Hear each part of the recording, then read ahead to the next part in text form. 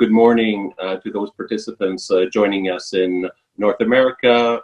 Good afternoon and good evening to our friends and participants in Europe and Africa. I'm thinking specifically of significant clusters in the UK, in Hungary, in Senegal, and in South Africa.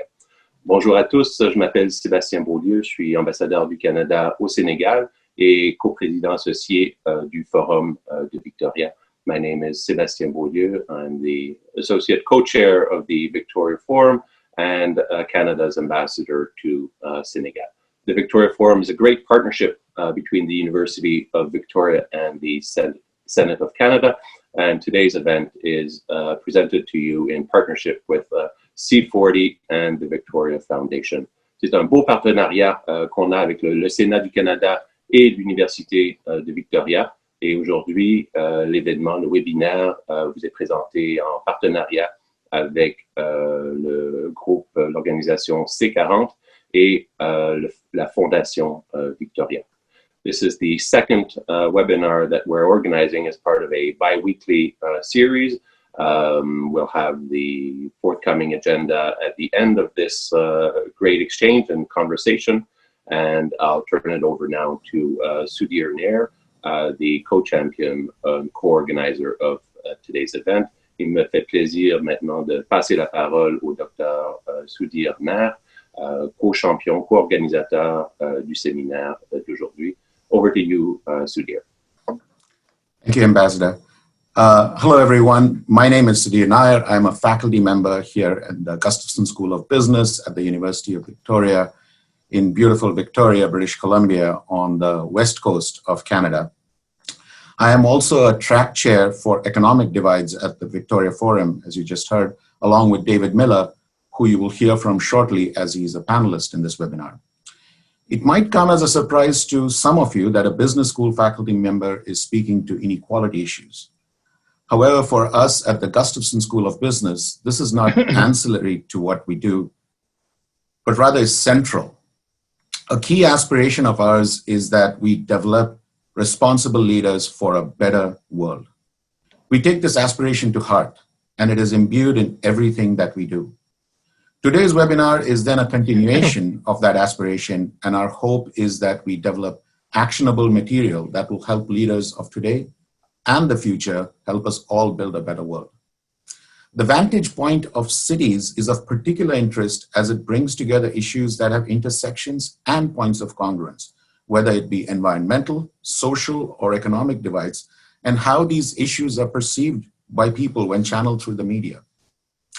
We know from a lot of academic research and other research that if we do not address these key concerns, we risk not just losing the gains that we have made on many fronts, but perhaps more permanently tearing apart the social compact while also leaving the world we live in a far worse condition.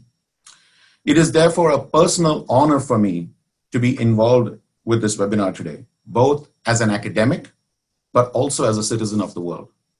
I am excited to hear from the experts we have on the panel, as well as the impressive moderator that we have. We also have the good fortune to have several wonderful organizations who are partnering with the Victoria Forum to help organize these conversations. Today's webinar is partnered by two organizations who are a part of the set of solutions we are all looking for, C40 Cities and the Victoria Foundation. My hope is that David Miller will speak more to the role of C40's cities in the webinar. And I encourage everyone to look at the really innovative solutions that they're developing along and with their members who are from 96 of the world's key cities. Our other partner is the Victoria Foundation, which is a critical entity in Victoria that funds hundreds of local charitable organizations to enable them to deliver their services. They are the second oldest of Canada's community foundations, and we are deeply, deeply grateful that they have agreed to partner with us today. I would like to now introduce Senator Jim Munson, who is the moderator for today's webinar.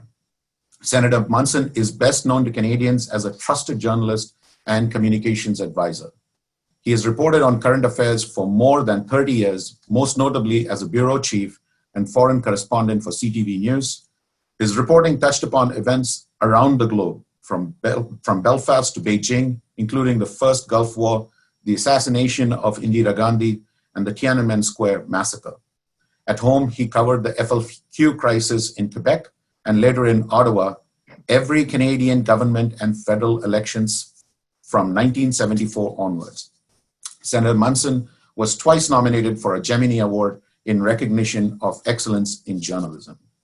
In 2001, following his career as a reporter, Senator Munson joined the Prime Minister's office as a communications advisor and was made Director of Communications the following year. He was called to the Senate on December 10, 2003, to represent the province of Ontario and served as whip of the Senate Liberal Caucus from 2008 to 2016. Senator Munson sits as a member of the Standing Senate Committee on Social Affairs, Science and Technology and the Standing Senate Committee on Internal Economy, Budgets and Administration. He's a vocal advocate for individuals with an autism spectrum disorder. His leadership in Parliament led to the adoption of an act respecting World Autism Awareness Day and the landmark Senate report, Pay Now or Pay Later, Autism Families in Crisis. Thank you so much, Senator Munson, for agreeing to moderate today's session. Over to you. Well, thank you very much, Sudhir. I feel awfully old after that introduction. Been around for a little while, I guess, but good afternoon and good morning or good evening in whatever part of the world you are in. Here at the Victoria Forum, we are on a journey, a road of discovery. Today's exchange is about enriching our collective understanding of the implications of the COVID-19 pandemic on urban divides and about experiencing innovative solutions to adapt to the new waves of change confronting us. For cities, adding to the complexity of the pandemic is the present movement to correct the wrongs of systemic racism and police brutality. The protests in the streets of the United States, Canada, and around the world call for major shifts in how we live together in cities. As the saying goes, we are all in this together as we try to bridge divides brought about by new circumstances, particularly in our cities. 6 months ago, none of us would have thought we would be having a serious discussion about a virus that would turn our lives upside down and cause economic pain. Today is a conversation about how the pandemic has changed the reality of our cities, our urban centers, whether it is economic, social, or environmental challenges. And I think social at this time takes on a whole meaning, new meaning. As a former reporter, I have lived and worked in cities in my own country and around the world. I was always curious about what was going on down the road, down the street, around the corner, a new neighborhood. Sometimes it was terrifying, sometimes it was gratifying. What drives a journalist is curiosity, and I was always guided by the 5 W's: who, what, where, when, and why. Today is no different. Why do civilizations decline or disappear? Some historians would suggest that inequality is one key reason why this happens. Other scholars have argued that the less privileged members of society eventually rise up and take matters into their own hands as they fight for equality. In our cities today, inequality is tangible, with great differences between neighborhoods. Yes, there are opportunities and key services everywhere: stores, schools, libraries, healthcare, transportation, entertainment, media outlets, and most importantly, jobs, but not for all. It seems that at our very doorstep, there is always something to occupy our time, always something to do, somewhere to go. For the privileged, it was a comfortable environment.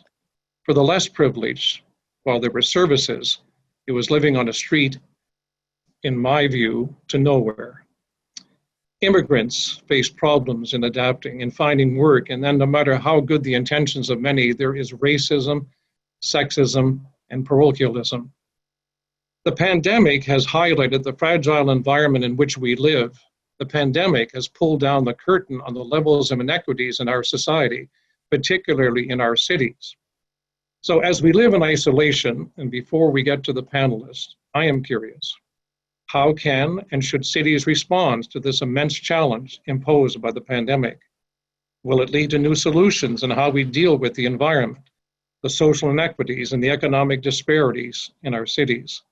Will the pandemic lead to a new deal around the distribution of wealth and stronger social services? What role will the media take?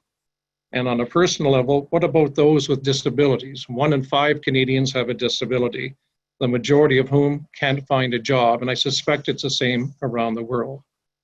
We have brought together 4 experts as we search for collective understanding and new ways of dealing with urban, economic, social, and environmental divides. First will be Shirley Rodriguez, Deputy Mayor of London in the United Kingdom. She is a leading advocate on establishing new environmental policies in London. Deborah Bonetti, former president and now director of the Foreign Press Association in the United Kingdom. She knows a thing or two about the role of the media in the UK and Europe and elsewhere in the world. And Senator Ratna Omidvar, a dear friend and colleague in the Canadian Senate. She is an internationally recognized voice on migration, diversity, and inclusion. And David Miller, who I once asked many questions when I was a reporter. David is a former mayor of Toronto. He also knows a thing or two about city living and the environment. And we want you, the audience, to participate through our chat line, and we do have polls. Also, we want to make sure that you're part of this conversation. Your feedback is important as we move along. But first, let me tell you a bit more about our first panelist.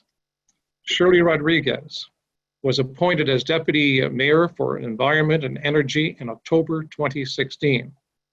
She's working to deliver the ambitious target of London becoming a zero carbon city by 2050. Shirley was acting executive director for climate change at the Children's Investment Fund Foundation, CIFF, an independent philanthropic organization that works to transform the lives of poor and vulnerable children in developing countries. She helped establish CIFF's cities and climate strategy and represented CIFF on the board of the C40 Large Cities Leadership Group. Shirley has an impressive record of accomplishment of developing new environmental policies in London. And Shirley Rodriguez, Deputy Mayor of London in the UK, you're on. Thank you very much for being here. Thank you, Senator Munson, for the introduction, and to C40 Cities and the Victoria Foundation for hosting this event. And I'm sure you've heard this before, but it has been an unprecedented few months. But as we start to look to the future coming out of lockdown, we, along with many other cities and indeed citizens, are thinking about that future and what should our cities look like now? Shouldn't we be building back better? So discussions like this are really important to that debate.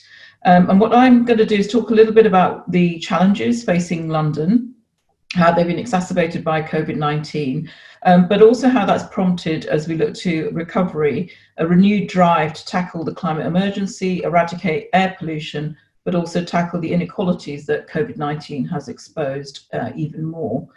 So a little bit about London. You know, I'm sure many of you visited London, but we're home to almost 9 people. Over half of our city is green or blue, but access to that green space varies. For example, fewer children in London regularly visit a park or green space than in any other part of England.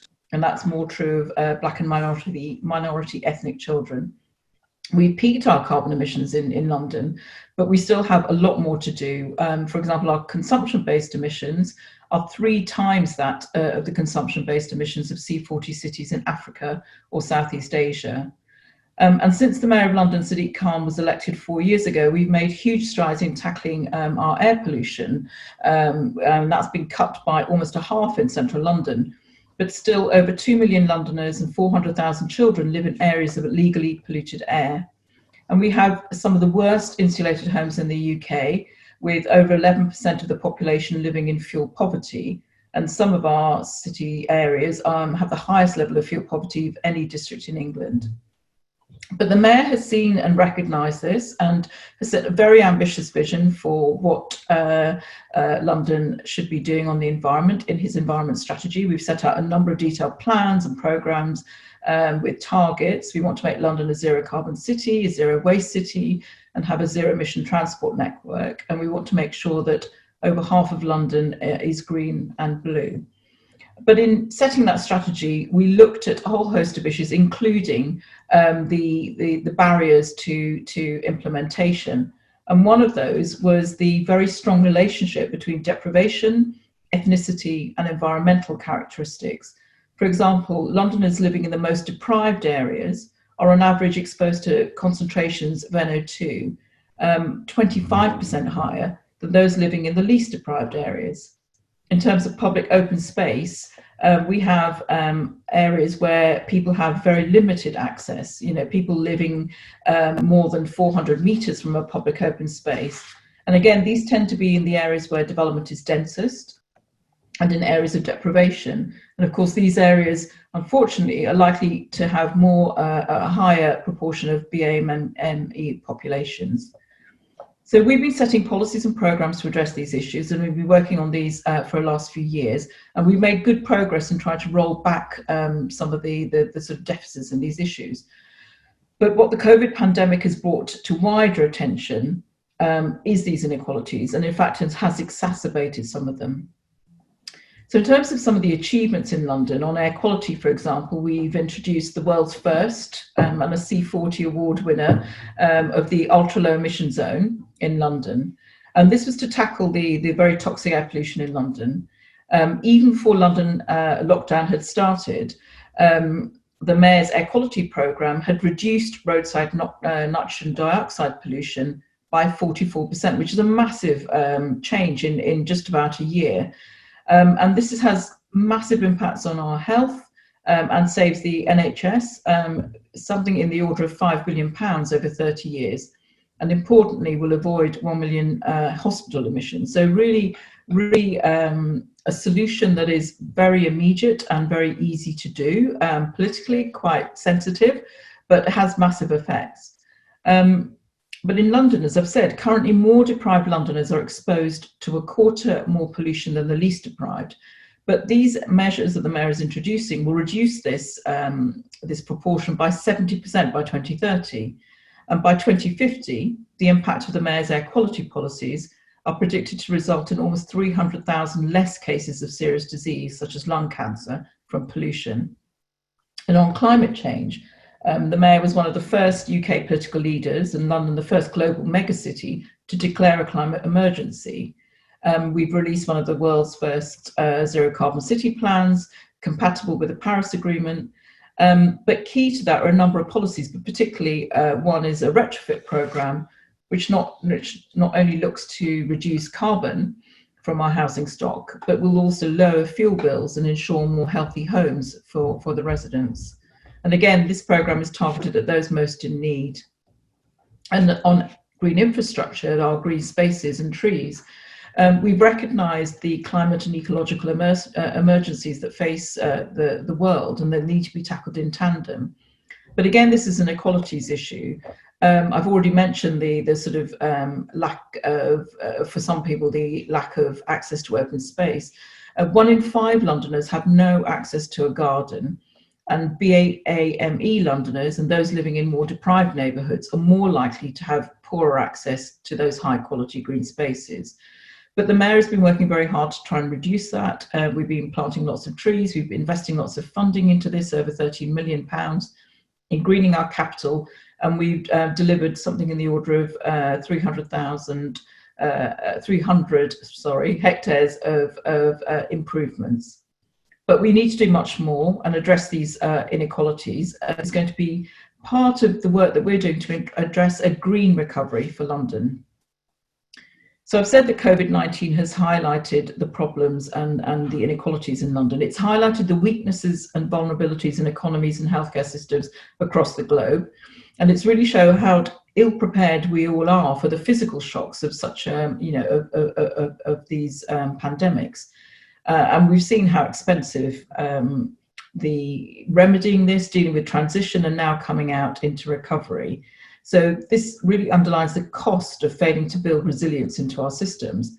But really what is also highlighted is an indication of what a fully fledged climate crisis might entail in terms of shocks to supply and demand, our supply chains, indeed our loss of freedoms, and of course the impacts globally. So for cities, this means that our cities must be better prepared, must be more resilient to those shocks.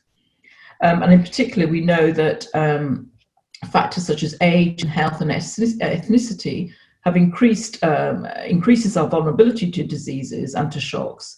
And environmental characteristics like access to green space, the proximity to air pollution hotspots, the quality of our building stock have all played parts in our infection rates. And of course, social characteristics like inequality, income, the neighbourhood strength and quality of institutions such as our care homes all play a part. So our response in rebuilding our economy, our communities and responding to environmental challenges must prioritise those who need help the most. And Sadiq has made that a key part of his recovery programme. So in terms of our recovery, what we want to see, what the Mayor wants to see is a better, greener, fairer, healthier and more resilient city that benefits all of its citizens. We want to ensure this creates new jobs, roots out inequality and moves us towards a zero carbon economy that eradicates air pollution. He's been absolutely clear that we cannot return to business as usual. And this will mean lots of co-benefits around public health and community cohesion. And environment is a really good focus for engendering those benefits. And we've also seen that recent polling from our citizens have shown that people don't want to return to business as usual and back to what was normal. They want a new normal. They're worried about air pollution returning, they're worried about the economy, and they want a greener future. And one of the things the Mayor has been doing is using some of the emergency measures that we've had to put in place to deal with the sort of lack of capacity, for example, on public transport, and to allow for safe social distancing. He's instituted a programme called the Mayor's Street Space Plan. And this is enabling more Londoners to walk and cycle by pedestrianising our key areas of our city, building more bike lanes and helping schools to close down the streets outside of them. We have some 88 of those projects underway already. And this means that children can walk and cycle to school safely and supporting local business in the local area as well.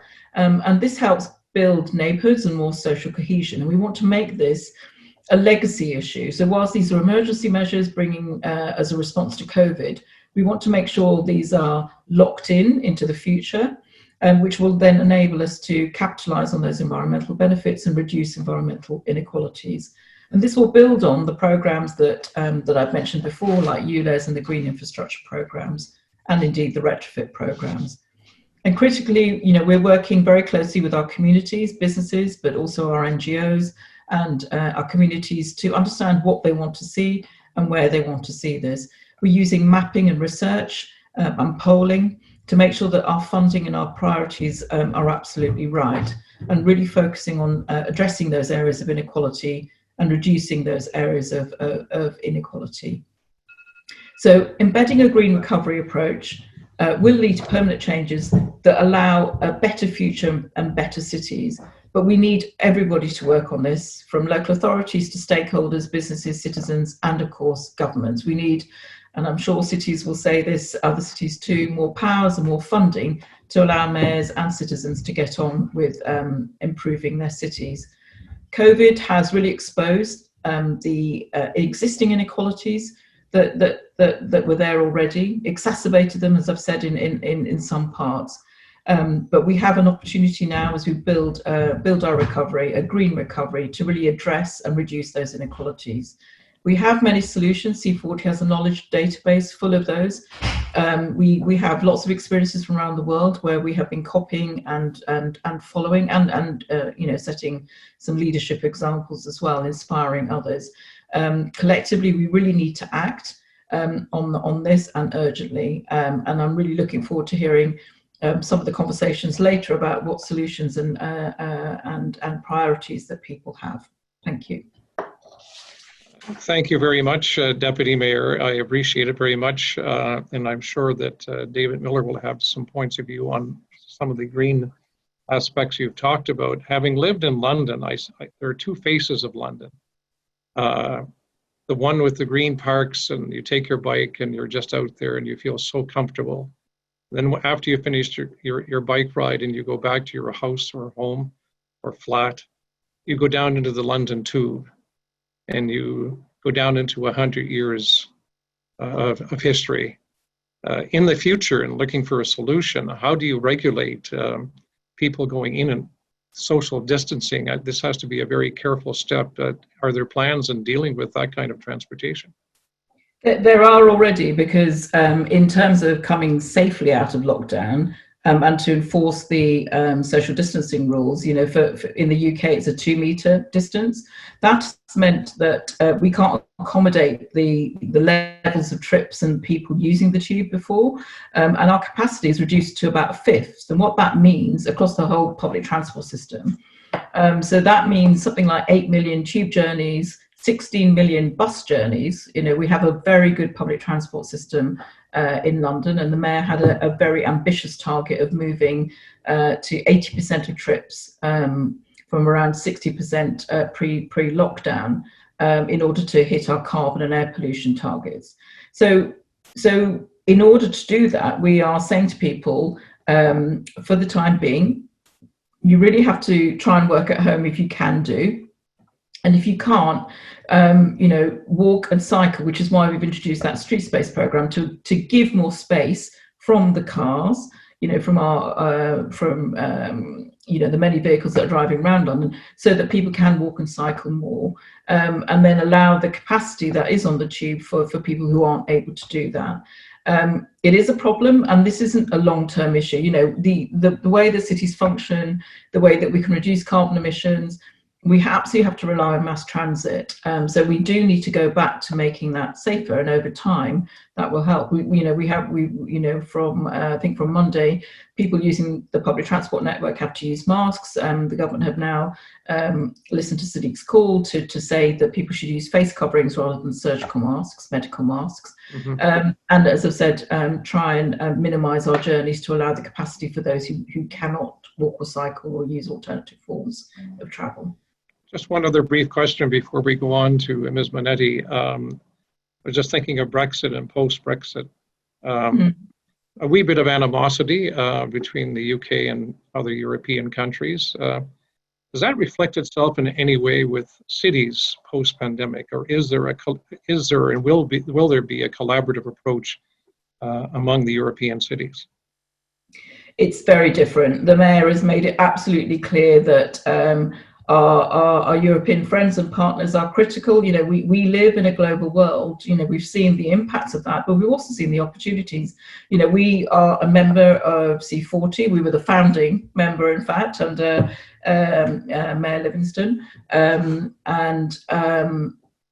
You know, we saw that the only way we can tackle the challenges that we are facing is through global efforts. And the European community, the European cities that we are partners with, we are a co-chair, vice chair, along with Mayor Salah for Milan, for the European region, you know, absolutely critical. So that collaboration will continue despite Brexit. You know, London will carry on working with our counterpart cities across the world. London is London, and we want to thank you very much. I understand that you may have to go off to another engagement. Is that correct, or will you stay on? It is. I'm going to try and stay on for a little bit longer and try and delay the other engagement, but I will have to before the end. If you do go, we want to thank you very much now for your participation. Appreciate it very much. Thank you. Now on to Deborah Bonetti. Deborah she was past president and now director of the Foreign Press Association in London, FPA, the oldest association of foreign journalists in the world, celebrated its 130th anniversary in 2018, I understand. Deborah is working as a UK correspondent for the Italian national daily newspaper QN2 Giorno, covering a variety of topics, mostly, I understand, Brexit. Deborah has co-written a book on Brexit out January 2019. Do They Mean Us? The Foreign Correspondent's View on Brexit with FPA colleagues and other journalists, published by Bite-Sized Books. And Deborah, I understand, well, of course you do, bring a unique experience from both Italy and London. And floor is yours. Thanks very much for being here. Thank you very much. Hi, everyone, and thank you very much for having me here. And thank you, Senator Jim Munson, for that brilliant introduction. As you said, I'm an Italian journalist based here in London, and I bring together the two worst affected countries in the world so far, well, in Europe anyway, for the pandemic, both Italy and the UK, and in particular, Milan and London. At the FPA, it's a little bit like being the UN of foreign journalists. We have a huge amount of members, and they come from all over the world. And we are discussing constantly the differences in approach between the way that things are done here in London, the way things are done back in my hometown in Milan, and wherever all my colleagues come from, the FPA being the largest as well as the oldest association of foreign journalists in the world.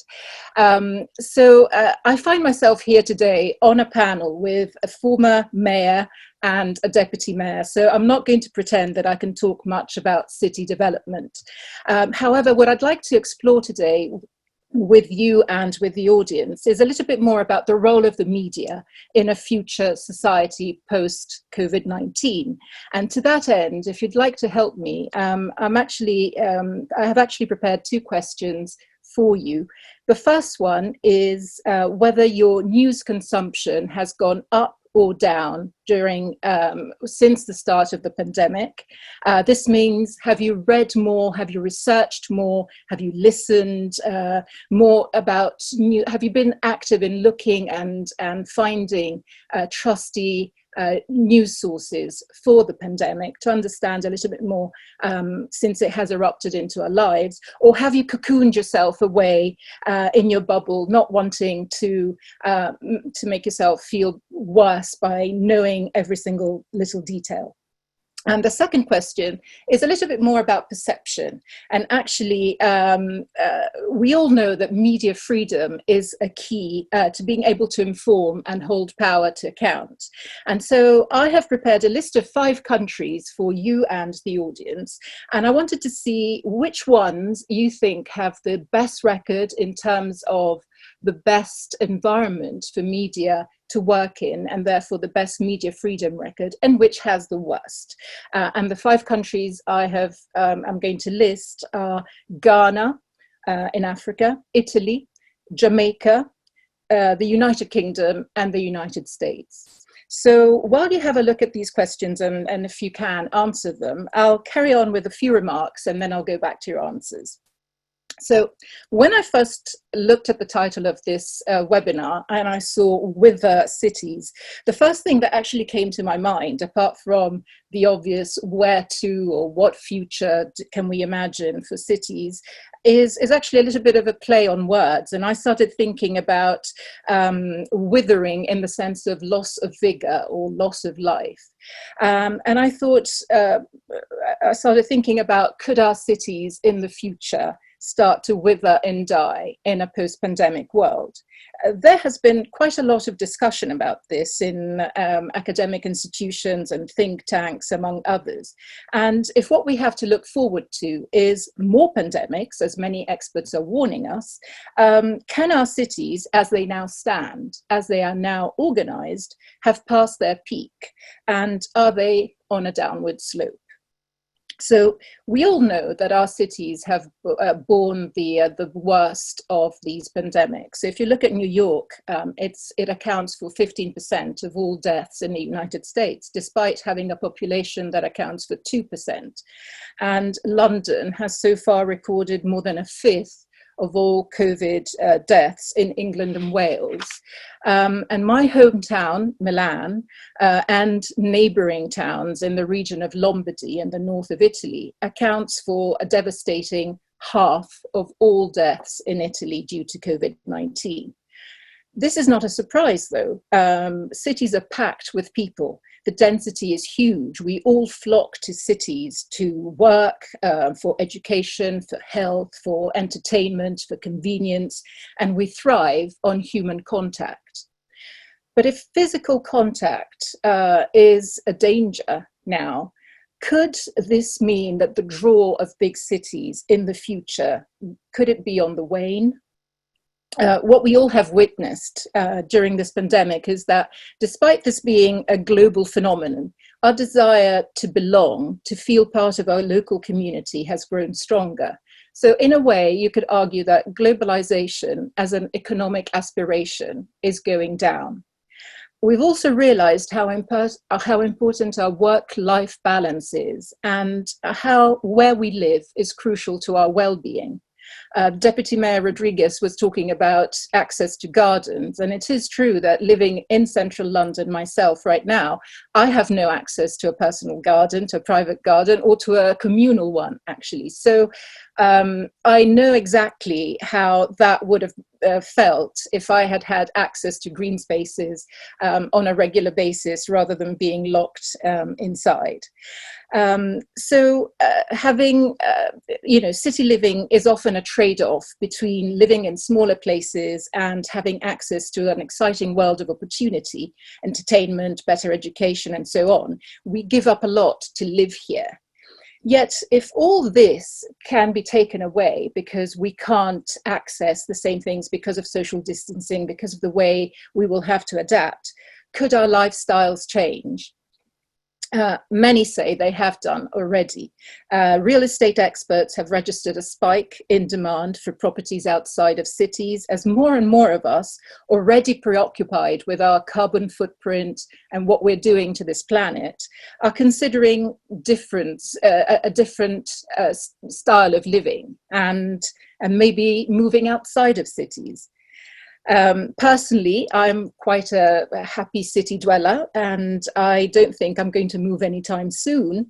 But I believe this could be a great opportunity for the renaissance of a new type of city with a much better distribution of wealth and opportunity, and dare I say it, equality, to bridge the current divides, racial, social, economic, and so on. And to start again, to mold a better world, I would argue that one of the key ingredients is knowledge and information. And that's where the media have a role to play. Let's not forget that the media is considered as one of the 4 essential pillars of democracy. Without the media holding government, institutions, business to account, change for the better cannot happen. I believe journalists have a huge role to play, and that is why I think that media freedom is vital. And this brings me to the 2 questions I've asked you at the beginning, and I would like to see your answers, if I may. If we could pull up. Great, so exactly what I expected, so that's very good, we're on the same page. The first one, you've answered that you have upped your news consumption during the pandemic. It actually has gone up everywhere around the world. People have turned to all kinds of trusted sources of information to find out more about the pandemic, to educate themselves, and to find out also about what is going on in their local neighborhoods. But the danger with COVID-19, I think we've all realized, is that anybody with a computer and a little bit of entrepreneurship can go online and pose as a trusted news source. You get new reporters overnight, experts, jurors, putting no matter what online. And this has compounded the problem of confusion between what is real news and what is fake news, what is trustworthy and what isn't. So for trusted mainstream media, the challenge has been to differentiate themselves, adapting to the new environment despite funds running dangerously low. Mainstream media organizations have been facing a huge funding crisis for some time now, exacerbated by the pandemic. And many may not actually do very well in the future. But COVID-19 has given a glimmer of hope of a resurgence, even to local news media outlets, which have been considered to be on their deathbed for a while, as people have become more interested in their local communities, in finding out what is going on in their neighborhoods and around them. Let's see if this trend continues. I then asked you to pick the country out of the 5 I gave you, which you think has the best record. And I'm seeing the answers now, and you've gone for, sorry, best record. I can't really tell what's been chosen. Worst record. I see the best record: Ghana, Italy, Jamaica, UK, USA. Yeah, that's just the five in alphabetical order which I gave. Right. I can't really tell which one was. Well, the worst record, I think it says here, is Ghana, Italy, Jamaica. Well, no, the question is there, and it's 56%. I can't quite follow quite what the... Okay, so basically what I was asking was, which one out of these countries do you think has the best record, and which one has the worst? And I've actually been talking about this. These are the details that I have collected, come from the Press Freedom Index, compiled by Reporters Without Borders every year. And they take into account all kinds of things: the environment, the transparency of the administrations, the attacks on journalists, the impunity of those attacks, and access to sources, and all that sort of thing. And they compile a list of 180 countries, and they put them in order of which are the best countries for media freedom, where media can be truly independent and therefore help with building proper democracies, and which are the worst. So to give an idea, the best media environments in the world tend to be Scandinavian countries, with Norway, Finland, Sweden, and the worst, I'm afraid, are the usual: China, Iran, Saudi Arabia, North Korea, those kind of countries. And so out of these five, I was setting a trap.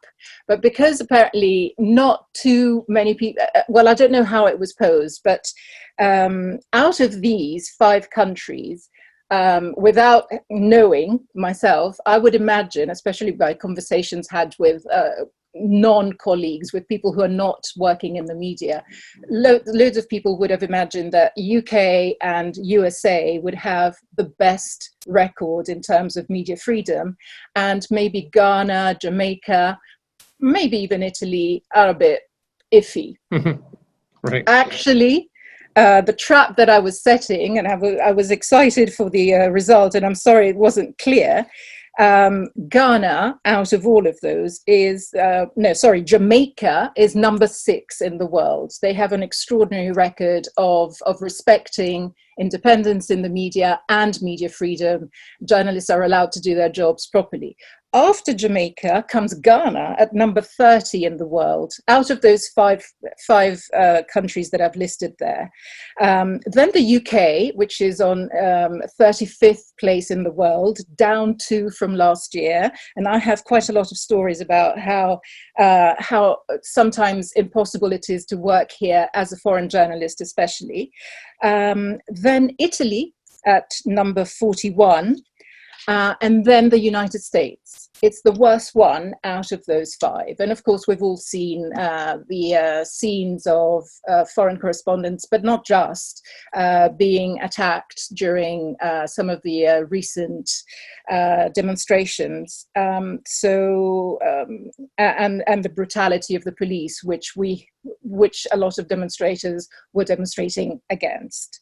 So just to give you an idea, since most of you are in Canada, Canada's not doing too badly. It's at number 16 in the world, down 2 places from 18 last year. So I will finish here because I realize that my time is up, but I welcome to participate in the conversation later on and any questions. Well, I'll take a quick question right now, and we thank you for sorting out the poll for us. It's very telling and very important. Press freedoms are certainly taking a battering in the United States of America these days, and trying to get the story out. As they say in our business, a picture is 1,000 words, and it's hard to get that picture. But you did talk about green spaces and those moving from dense areas and to greener spaces outside the city. And when you see urban sprawl, for example, in Toronto, even in Ottawa here, you think you're in the countryside and you turn around a corner and you see subdivisions. And it strikes me that it's the rich or the privileged that will have the opportunity to be able to move out. So what does that leave in the core of a city? And how does a city survive if people say, well, I want to leave and I can use any transportation I want to go back into the city to work? Well, it's not necessarily true that only the rich would move out unless you're thinking of buying a sort of incredible estate. Finding a place in central London is almost impossible nowadays. If you work as a normal person in any of, in the hospitality sector, and I'm not talking just under the pandemic, but if you're a nurse, if you're a doctor, if you're a dentist, if you are, or in fact, if you're a cleaner, it's almost impossible to live inside the city. But of course, you have to commute to come to your workplace.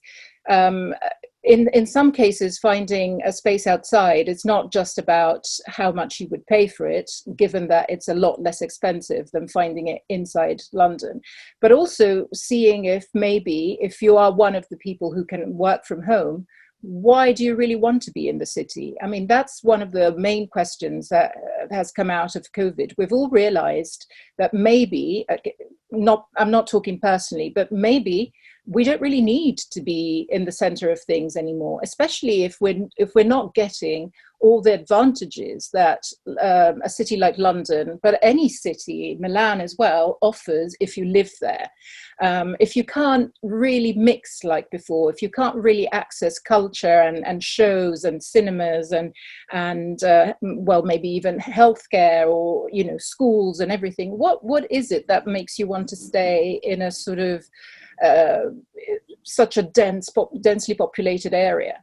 So I don't think it's just a matter of people who can afford can move out, because people can afford to move out much more than they can afford to live in the center of town. Well, thank you for that. I think that we'll have more discussion about that with the others as well.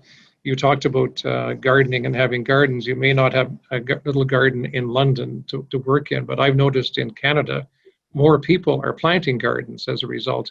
More people are doing things and being innovative in their own homes because they have time to do it. It's changing. So let's move on to my friend, Senator Ratna Omidvar of the Senate of Canada. Now, the list is so long, so I had to paraphrase this bit because she has done so many good things in her life. Ratna Omidvar is an internationally recognized voice, as I said earlier, on migration, diversity, and inclusion. She came to Canada from Iran in 1981, and her own experiences of displacement, integration, and citizen engagement have led to has been the foundation of her work. In April 2016, she was appointed to the Senate of Canada as an independent senator representing Ontario. Senator Omidvar is a counselor on the World Refugee Council, a director at the Senar Center for Democracy, and chair for the Toronto Region Immigrant Employment Council. The senator is co-author of Flight and Freedom, Stories of Escape to Canada, 2015, and Open Book Toronto Best Book of 2015, and one of the Toronto Star's top 5 good reads from Word on the Street. She is also a contributor to the Harper Factor 2016 and co-editor of 5 Good Ideas, Practical Strategies for Nonprofit Success 2011. Hope to hear more of these things and talk about these things in the Senate, Senator. But we'd like to thank you so much for being with us today, and I know that you have an interesting debate for us. Welcome. Just the microphone, please. Yeah. I think. Okay. So I hope you can hear me. I'm so sorry. I always forget to unmute. I think my middle name now should be unmute as we live in these times of Zoom. But thank you so much, Senator, for that introduction, and to my colleagues who are speaking today, and to the Victorian Forum for inviting me. I am and will always be a city girl, so any conversation about cities really speaks to my lived reality. And let me cut to the chase about the COVID crisis in cities. And there is, at the beginning of the crisis, there was a sense that the virus was blind and it could grab anyone, anywhere, and that is in part true. But as you disaggregate the information further, we now know that, in fact, the virus is not blind. It has an unhealthy affection for those who are poor, who live in crowded and substandard housing, who must continue to work even when their lives are at risk for doing so. And this has been documented in cities in many parts of the world, including Toronto, New York, and London. In Toronto, which is the city I live in, the prevalence of hotspots of virus in the city maps almost identically to the poverty map of the city. Many years ago, we conducted a groundbreaking study in Toronto, which had a provocative title, Poverty Has a Postal Code. And guess what, colleagues? The COVID virus, too, has followed this postal code. It's not hard to imagine who lives in these postal codes. You don't require much science to know that it is largely vulnerable and marginalized groups, primarily immigrants, racial minorities, refugees, single mothers, senior citizens, and long-term dependents on the welfare system. And whilst many of these have qualified for our country's emergency benefits, there is still a large underbelly in the city, in our cities, that continue to live in the shadows. So homelessness, and homeless people typically do not have a postal code, is another condition that has attracted the virus, because homeless people are not able to shelter in place because they neither have shelter nor do they have the place. Some recently have argued that it is density that is the culprit, but I'm not quite sure I agree with that. There are dense neighborhoods in wealthier parts of cities where the infection rate is small compared to infection rates in poverty-ridden high-density neighborhoods. So if cities are concerned about the COVID crisis and recovering from the COVID crisis, then they should be concerned not about density, but about poverty. I'm a optimistic person and a practical person. Senator Munson, I hope, recognizes those qualities, and I tend to see the glass always as half full, and already I see points of light which I think should hopefully converge to a beam.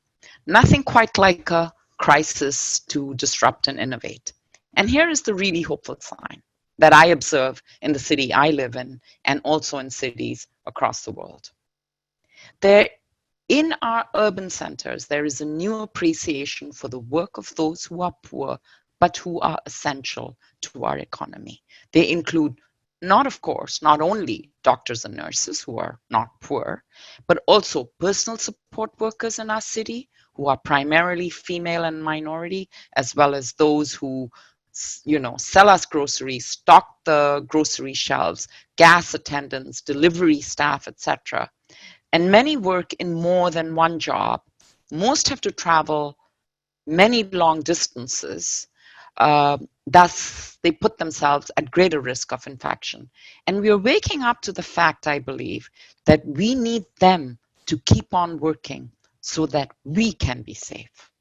And along with this growing acknowledgement, there's also a value base that if they are so essential to our quality of life, then maybe we should look at the quality of their wages and their working conditions.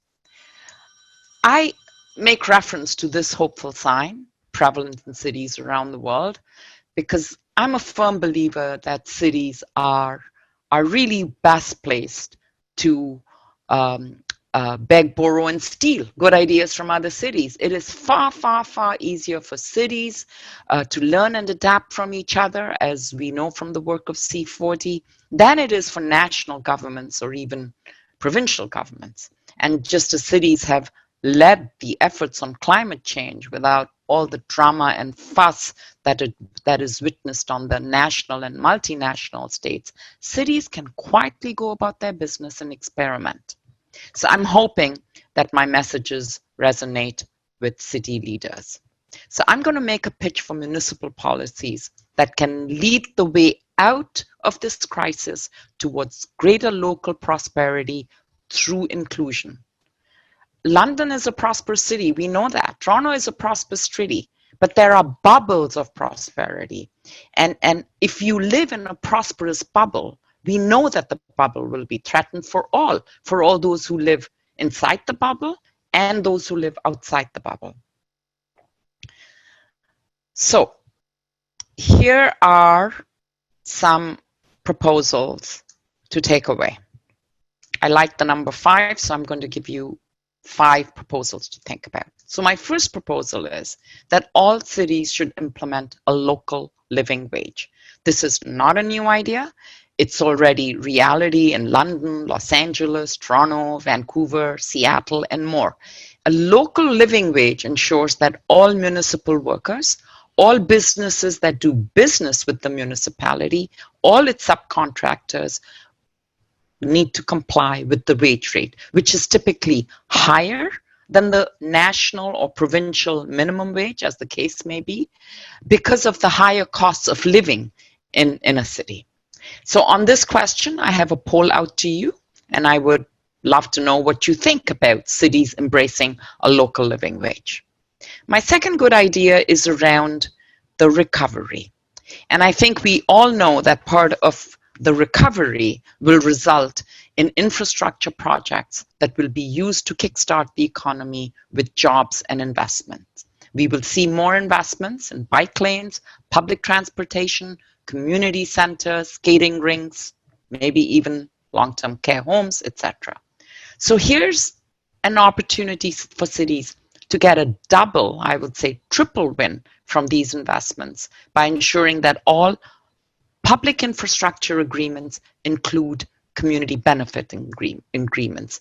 This way, there is a legacy of built infrastructure, but also of jobs that provide a lifeline to young people and other marginalized workers who would not have an opportunity to participate in the economy, because it frees up space for jobs that are held locally in the community where the infrastructure is built. It would provide a startup opportunity for minority business owners, and it could contribute to the building of public space or the renovation of public space in low-income neighborhoods. So imagine if a bridge is being built in a local community, local jobs, local businesses, and maybe more benches in the park or more trees in the park.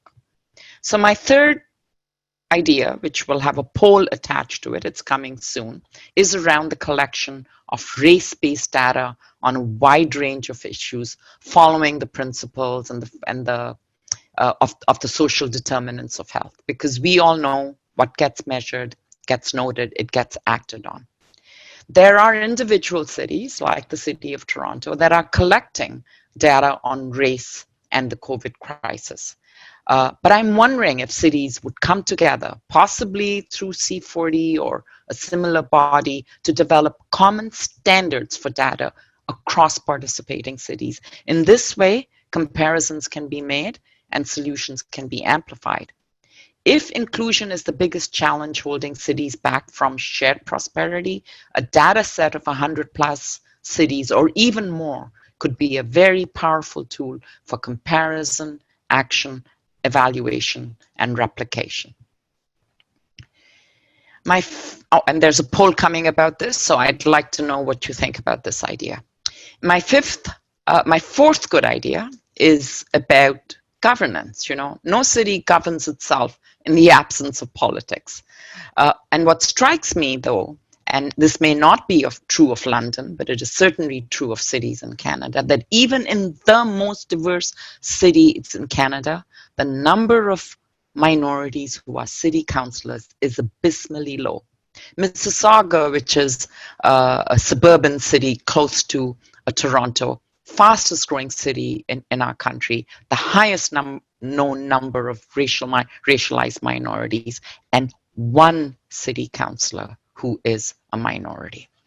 So I think we need to think, cities need to think of governance equity as part of the solution, because people respond to leadership that reflects their lived life, their lived experience, not just of those who are elected in office, but those elected officials who further appoint citizens to agencies, boards, and commissions that are essential for our local fabric. And again, I see a concerted effort by city associations like C40 or UCLG for setting standards, collecting data, and reporting out. And finally, I'd like to talk about the troublesome question of racism in our cities and the mounting rage that we are seeing everywhere. This is a very serious conversation, and racism is felt everywhere, but most bluntly, it is felt in our cities, and most horrifically by young Black men. Even as our country tries to grapple with this, and we're having all kinds of conversations about commissions and studies, I am convinced that it will be cities that will take the first real, practical, meaningful action.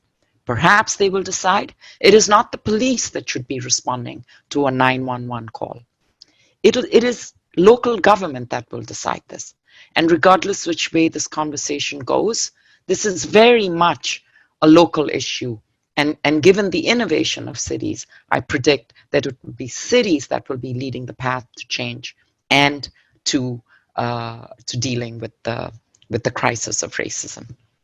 I want to reflect very briefly now on the New Deal for cities, because certainly I believe the time has come. The time has been here for a long time. I remember working with our former mayor, David Miller, who's now on the call with us on a new deal for cities, and we were partially successful by gaining a new source of revenue from the federal government. And I understand that powers and money for cities is very important and more important now than ever. But I also believe that money follows good ideas and not vice versa. So I'm really hoping that my small menu of good ideas will propel cities to success and therefore provide a foundation for negotiating that new deal that cities so desperately need. Thank you. Thank you very much, Senator. You touched upon the money aspect, and here in Canada, cities are always starving of money. So you talked about a new deal, and you talked about the idea of a wage settlement or wages for those in the cities that we live in. How do you entice the federal government or provincial governments to make sure that money does flow towards what you call a new deal? Cities don't get enough money today. I don't know how it works in the United Kingdom, but it's very desperate. There's the $1 million question. Given our constitutional arrangement, cities are creatures of the province, which means the federal government, just for our listeners, our federal government must deal with the provinces. The provinces will then dispense powers and money to the cities. But again here, I'm seeing a few points of light, Senator Munson. I think a year and a half ago, when Canada was feeling overwhelmed by arrivals of refugees from the United States, our city, Toronto, had a huge housing crisis in our shelters, and there was no place to house the refugees, and the city was spending lots of money to house them. The federal government was unable to negotiate with the province on providing funds to the cities because the provincial government said, well, we have to provide funds not just to Toronto, but also to Kingston and Sault Ste. Marie, when the problem was in the city of Toronto. So the federal government made a direct arrangement with the city of Toronto for an infusion of funds specifically for refugee housing. They have followed that idea where they have butted up against provincial governments. The carbon tax, the proceeds of the carbon tax, for instance, will not just go back to Canadians, but they will also go to hospitals and schools, I believe, in municipalities to help them address their issues within the carbon tax environment. And there are a menu of such what I would call points of light that tell me that the federal government may be ready. We may be ready to have a new conversation about cities in a post-pandemic world. Thank you. Not to take away any of the comments by David Miller, and David, you'll have lots of time to speak in just a moment or two, because we do have time on this webinar. But David is certainly making strong points on the chat line about the lack of money for cities getting a measly 6 or 8% of revenue. But Senator Omidvar, just before we go to David and then go open to general questions, and I really appreciate the Deputy Mayor of London sticking on the line, because I think she wants to jump back into the debate soon enough. But I'd like to ask you, in Canada, we have accepted so many, or at least we think we have accepted so many refugees, and not enough, never enough. The country needs more immigrants. But they have settled, they come through war zones, they now live in Toronto, they live all across the country, they live in urban areas, and they've gone through living hell before, and then they have to go through adapting. How are they adapting through this pandemic, and how do you think they will continue to adapt post-pandemic? So I have spoken to a few of them, and I can tell you that this is what they say to me, and I relate completely, because I too had a history of displacement. What we are going through today in a relatively prosperous country like Canada is a cakewalk compared to what they went through in their displacement, in the refugee camps, their search for flight, and their search for freedom. I can personally also attest that what I went through when I was trying to flee Iran, this is a piece of cake. So, refugees are resilient. They have dealt with much, much, much worse. My heart goes out to the refugees who are still struggling for a new life overseas, in Myanmar, in Yemen, in Jordan, in Lebanon, because this virus I fear it will grab them in a way that we won't be able to do much about, given their living conditions. Well, thank you, Senator, for that. And let's move on to David. I've known Mr. Miller for some time, and it's always good to have a career after you had another career. It's always good to have a career that really matters. I've discovered that I did have a career after journalism, and it's been fascinating to be able to do that. But David is the director of the international diplomacy for C40 cities. Mr. Miller was mayor of Toronto from 2003 to 2010 and served as chair of C40 cities from 2008 until 2010. Under his leadership, Toronto became widely admired internationally for its environmental leadership, economic strength, and he's also a leading advocate for the creation of sustainable urban economies and a strong and forceful champion for the next generation of jobs through sustainability. Before joining the C40, Mr. Miller served as president and CEO of World Wildlife Fund Canada, Canada's foremost conservation organization.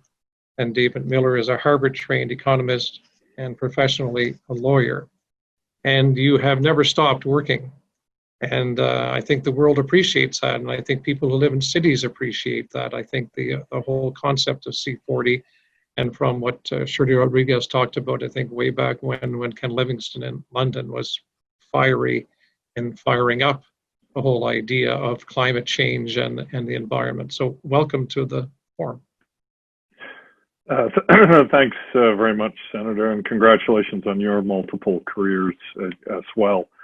Before I make my intervention, I do want to acknowledge the University of Victoria for its work on the Victoria Forum. This forum is really significant in the context of globally important discussions, particularly about the intersection of issues like inequality, how we build businesses from the perspective of the business school, how we train people to work in them, climate change, indigenous rights, and many others. And I think the leadership of the Dean and Adele and Sudhir for this webinar have done terrific work. I got some credit as being the co-chair. I can assure you everyone else has done all the work and I just showed up, but I'm delighted to have to be here and delighted to be able to continue the work of the forum. J'espère si les autres gens qui parlent français, bienvenue. Je pense que la pandémie est aussi une crise environnementale et aussi une crise d'inégalité. And I think that's evident in the remarks we've heard, that the pandemic is a crisis also of inequality. It is an environmental crisis, or at least the kind of crisis that is going to come if we continue to ignore our environmental stresses. And from the perspective of cities, it's very clear that the world was not ready to deal with the pandemic. So the question for us is, are we ready to deal with other crises that cities and mayors need to address, particularly climate change? And just 2 words about C40 Climate Leadership Group. We were founded, as has been said, by Mayor Ken Livingstone of London in 2005. We consist now of over 90 of the world's major cities, but it's an organization of mayors, not just the cities. And that's critical because the mayors have both the bully pulpit and the ability to encourage and to make the change that's needed to address climate change. To be a member, the rules are pretty simple. A mayor and their city have to have a climate change plan, and they have to be taking steps to peak emissions by the end of this year. Broadly speaking, half them by 2030 on a path to net zero by 2050. Why? Because that's what science shows is necessary. And the good news is that almost all of our cities have announced a commitment to do that. Significant portion have their plans in place, and over 35 of them have already peaked emissions. So it's in that context that I come to today's discussion about the pandemic, inequality, and recovery, with one additional feature. As part of my responsibilities at the moment as C40, I'm the staff lead to a task force of our mayors that is addressing post-COVID recovery.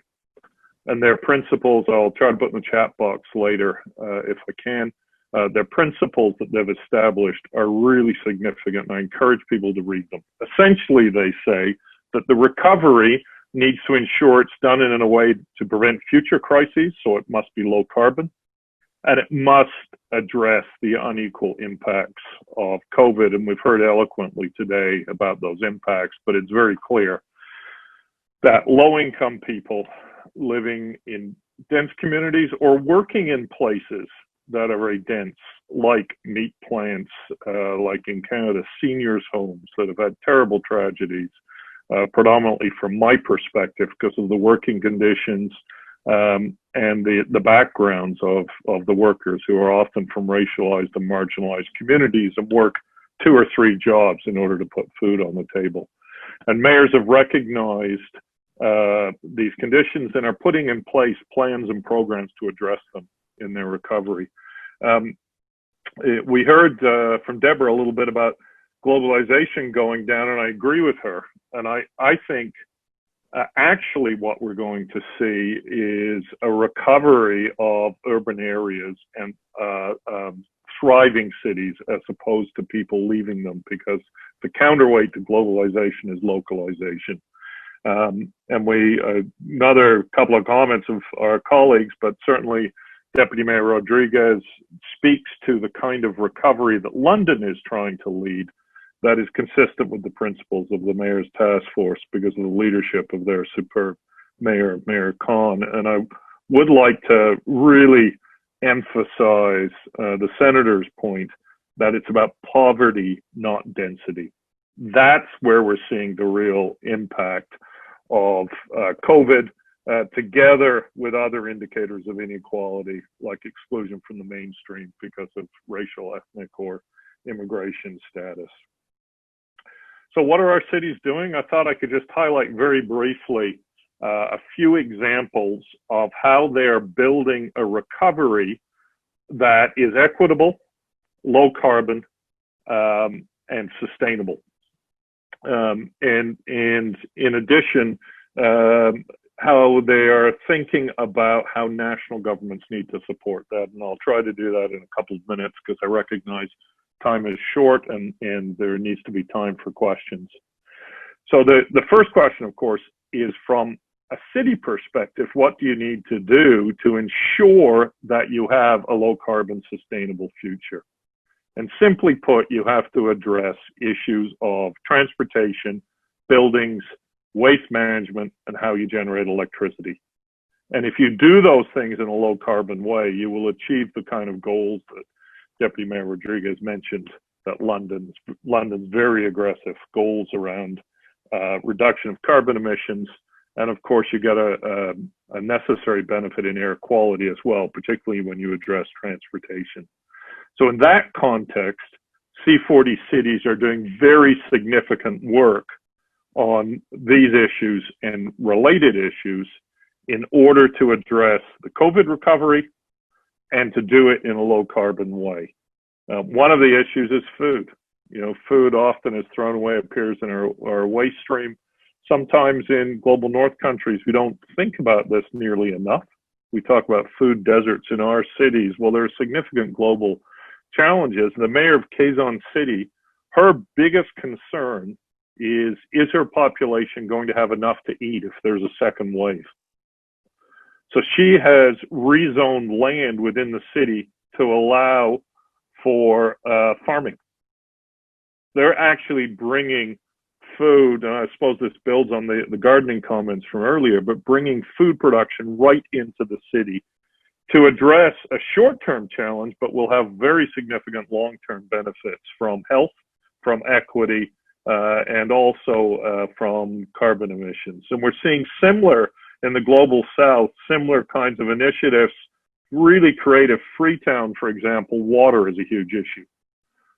So they have, in a very short time frame, people, half the population doesn't have access to running water. The biggest health advice is wash your hands. How do you do that without access to running water? So they've created a significant, simple system of rainwater collection to provide access to water very quickly for populations. Cape Town is feeding a huge portion of its population right now. That's a city government obligation. But as they're thinking about how to come out of COVID, they're thinking about how do we ensure that workers in this informal sector of work can have better opportunities and long-run opportunities, and they're finding ways to legalize some of this work and regularize it, so there are real opportunities for people. We're seeing other similar initiatives in the global north. LA has been addressing its homelessness challenge by literally putting people in hotels. So addressing homelessness by giving people housing, which was a fundamental principle of Toronto's streets to home strategy of a decade ago, which was highly, highly successful. And that, again, is something that's building for the future, not just for now. They also have a very interesting program to facilitate low-income people having access to solar power and training young people who live in low-income neighborhoods to get those jobs. So as a strategy to come out of the recession caused by the shutdown for COVID, ensuring that people who need work the most can access jobs that are jobs of the future is a really critical part of our strategy. A couple more points of what cities are doing. Seoul, for example, that never gets front page news, but greenhouse gas emissions from buildings are a huge issue. And if we want to live in a sustainable society in the future, we need to dramatically improve our building stock, both current buildings that exist now and new ones.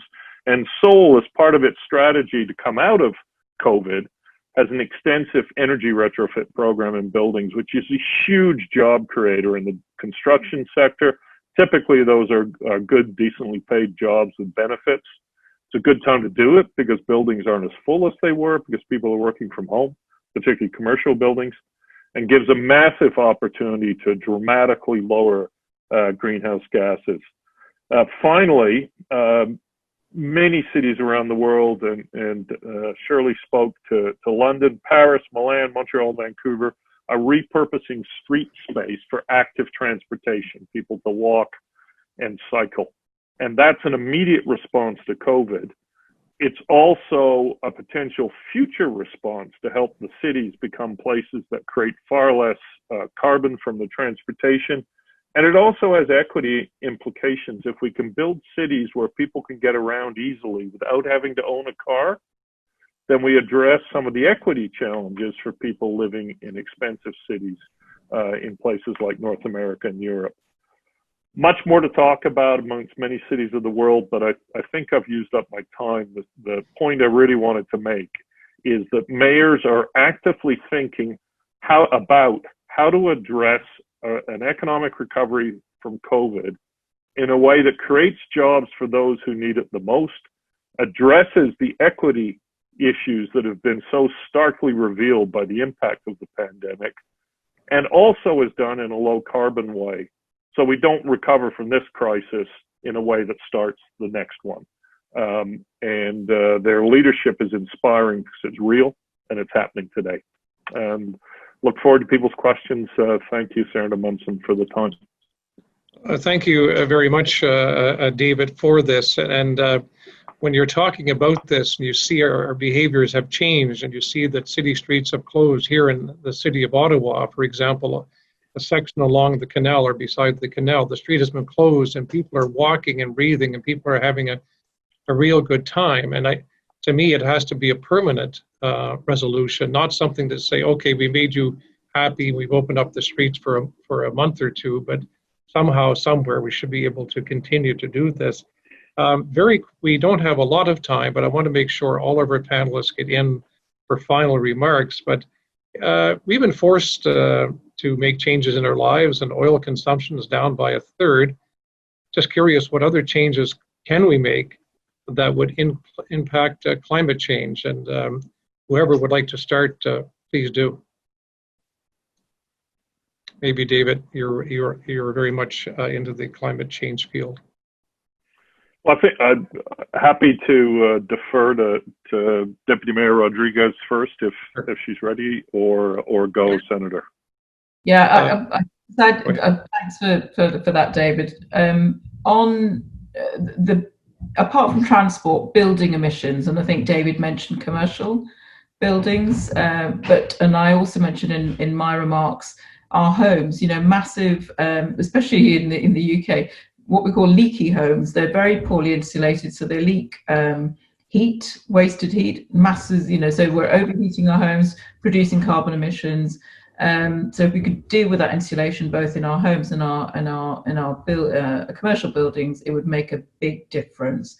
But ultimately, transportation and making sure that we can get back to the more mass transit types of solutions, or more active travel, walking, cycling, will have huge benefits in terms of reducing carbon, but also the co-benefits of reducing air pollution, reducing obesity, which is another sort of public health crisis that the world is facing as well. Can I just add a couple of comments to that, Senator? I'll be brief. Sure. Fully agree with Shirley about the buildings. You might add to that publicly owned housing, which is often for low-income people. By doing energy retrofits, typically you make them much better buildings to live in, as well as lower cost buildings to operate. And given the cost of capital today, it's a very wise use of public resources to have those long run benefits. Secondly, we need to think about transportation. You know, if our cities are going to recover in a way that perhaps people work from home more often, we can think about transportation being more neighborhood based, which is very supportive of active transportation, walking and cycling, etc. Secondly, I fully agree with Shirley about public transport. We need to think of now, how do we make public transport clean and electric? It's also a job creator. Shenzhen, China, its entire bus fleet's electric, and there are about 40,000 people working in the plant that make those buses in Shenzhen. And there's an opportunity to make private transport, public as well. And London's leading the way through some of the work it's doing in its taxi fleet. But we're all trying to catch up to China. You know, China's viewed very correctly as bad on climate because it's coal plants, but it's actually doing a lot in its cities. Shenzhen, the entire taxi fleet is electric. In London, the black cabs are going electric, and the manufacturer, before COVID, put on a new shift to create jobs. So there's a lot that can be done to build on this moment where I think you're right, Senator Munson. People are saying the air's clean. I'm hearing birds. We've got a coyote in my street in downtown Toronto. Foxes making nests in Toronto, or whatever the correct term is. We're front page news here. People value that. They value the clean air, and I believe they're going to be receptive to permanent solutions, not just temporary ones. And thank you for that. Deborah and Senator Omidvar, do you have a closing remarks in dealing with both what we just talked about and how you would see, because we are trying to look for solutions in the Victoria Forum, and you had something to add, please. I just wanted to make a comment as obviously not part of the civic authorities. So all these solutions that I've heard, I think are very interesting, but they don't seem to take into consideration the fact that we might be living with the pandemic for very long. We don't know how long this one is going to last, but we've been told that there are many more coming. And I was at various panels discussing climate change, especially because this country, together with Italy, was going to host it in November, the big summit. And the solutions haven't changed from before we were hit by the pandemic to now. And I don't think that having necessarily, and it is obviously, climate change is hugely important, but it doesn't change the fact that we have to rethink everything about our lives in cities and our productive lives and our the way we divide our working and non-working time.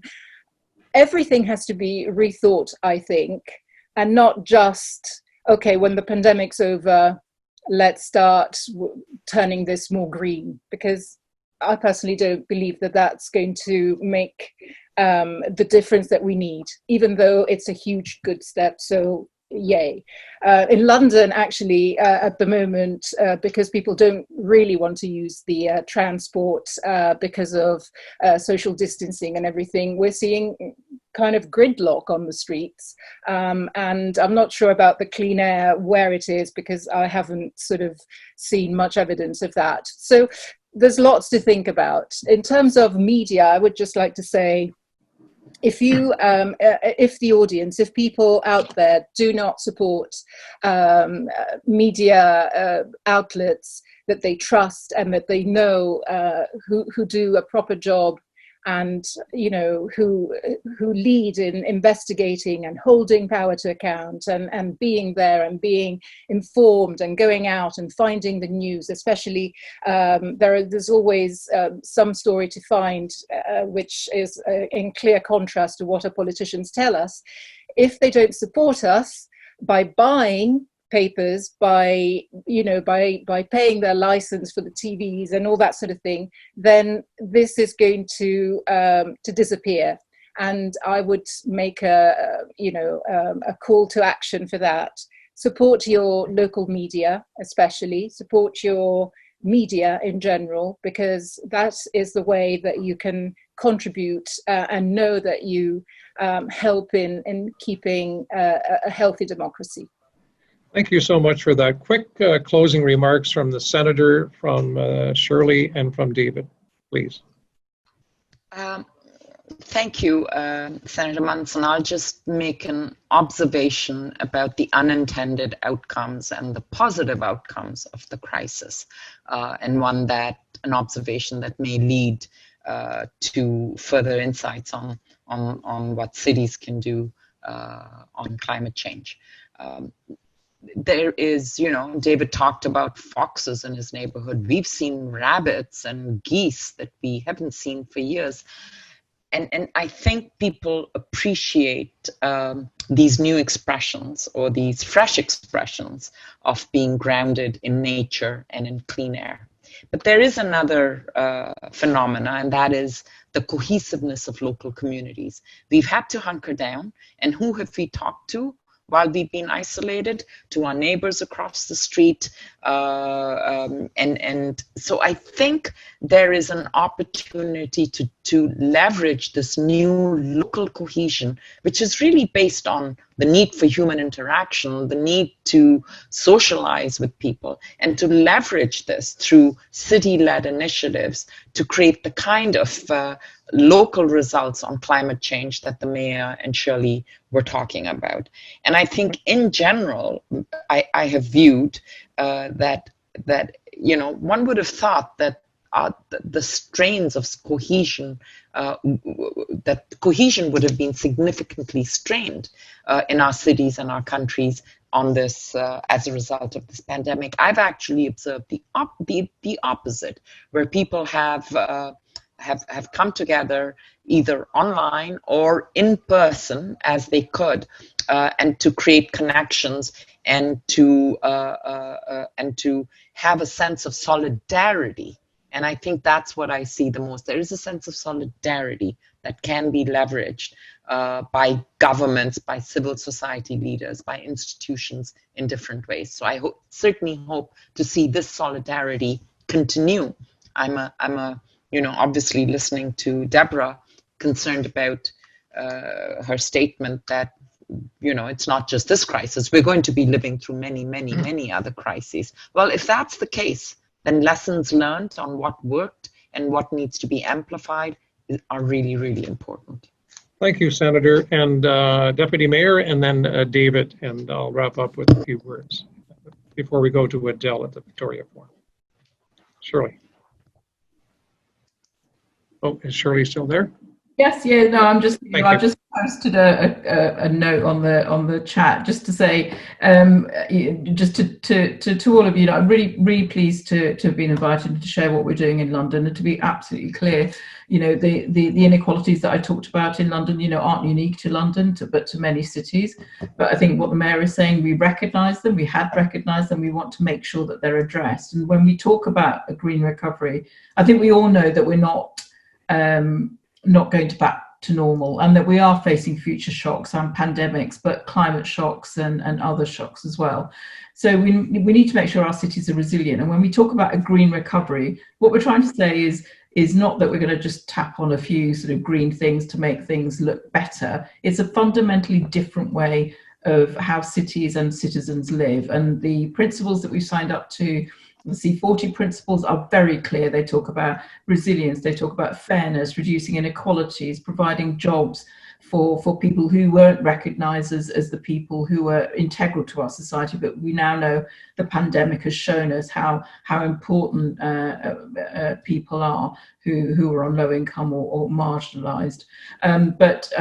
You know, but for this debate, particularly climate change, you know, we saw in 2019 the various extreme weather events, you know, sort of off the news because of the pandemic, but they haven't gone away. We know that they are hitting people all the time. The massive cyclone that we saw in the Indian Ocean that was hitting India and then sort of onto to the refugee communities that Senator Omidvar talked about. You know, these are still there, and what the lessons that pandemic COVID has shown us is that we're not ready. So what we need to do is make sure we are ready for all of these sorts of things. Thank you so much, and thanks for staying with us. I know we're going a little over, but just a few minutes, Adele or so, but I want to give David Miller almost the last word. I'll have something to say very briefly, and then we'll give it to Adele. David Miller.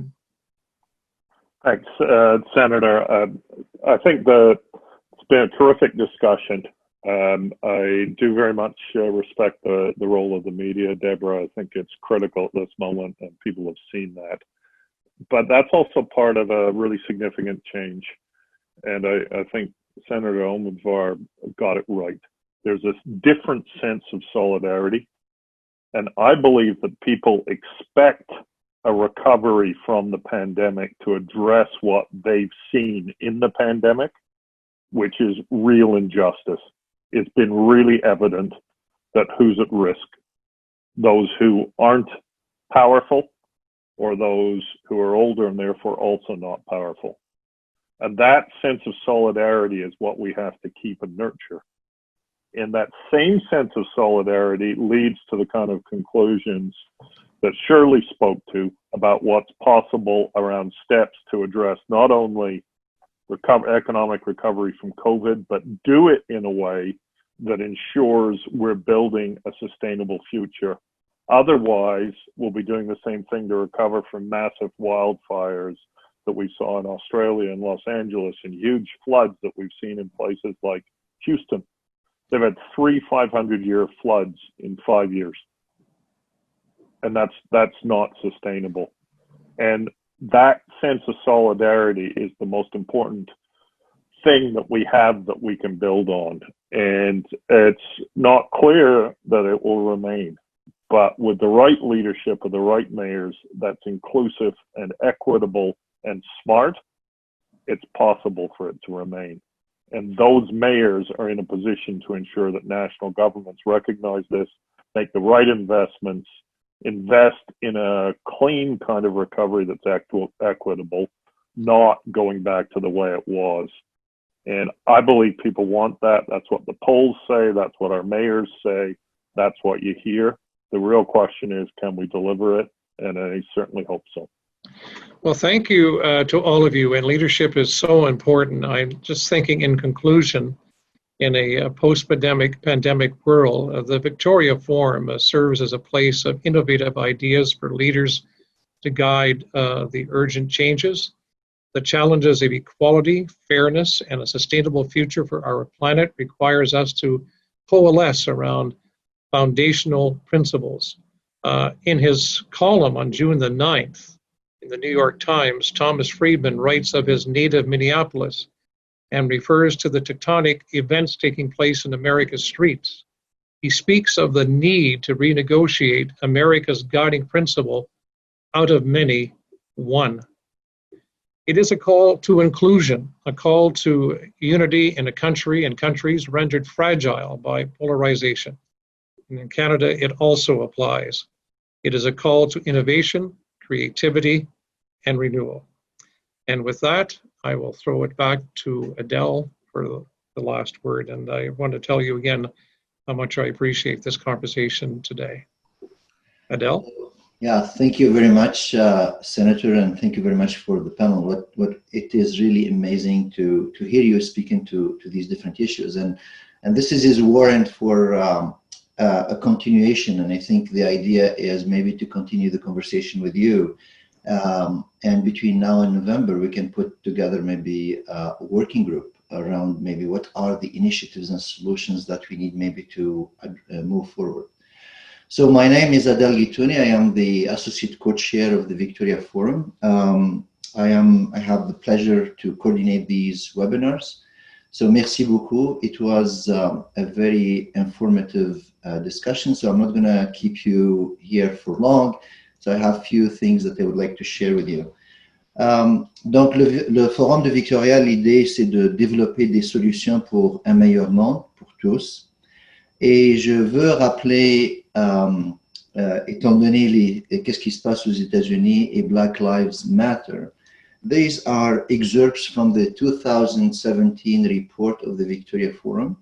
And I would like to remind that we came with 38 different recommendations to different levels of governments, businesses, and civil societies about how we can create a more inclusive societies.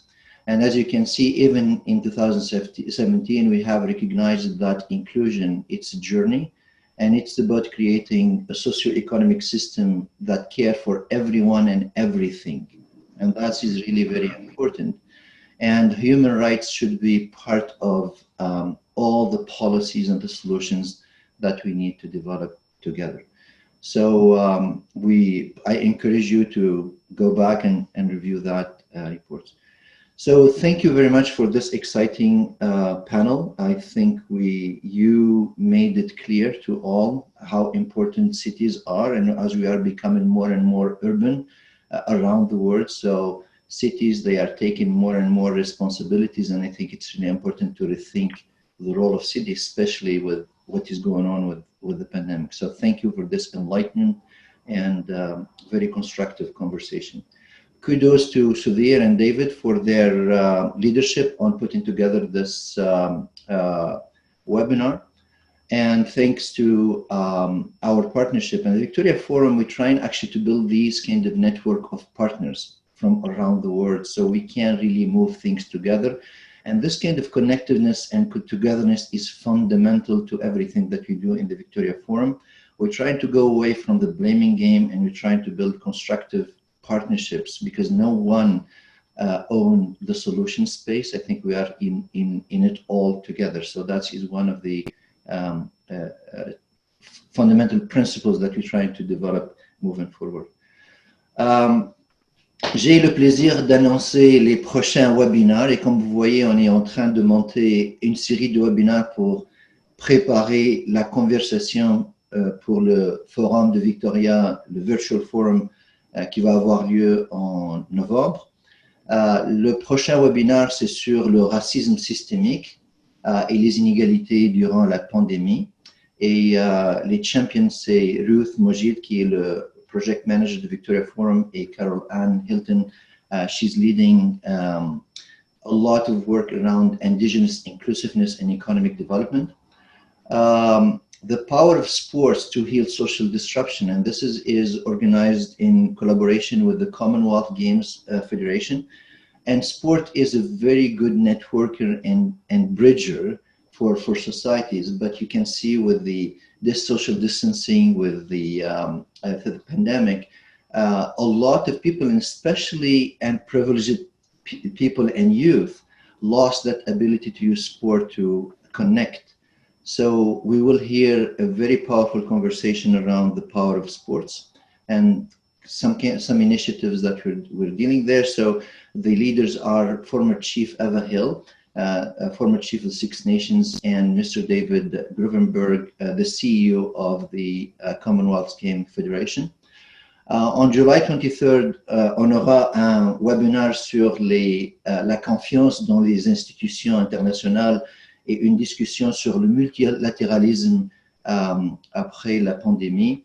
Et en août, le 9 août, we will have a discussion on evidence-based and data-driven policies, especially when we are in the world of the post-truth and questioning the science in making those decisions. So, sorry, the champions for the webinar on the multilateralism is Dean Sol Klein and Ambassador Sébastien Beaulieu, and the champions for working on the webinar on the data-driven policies is Miss Christy Fraser from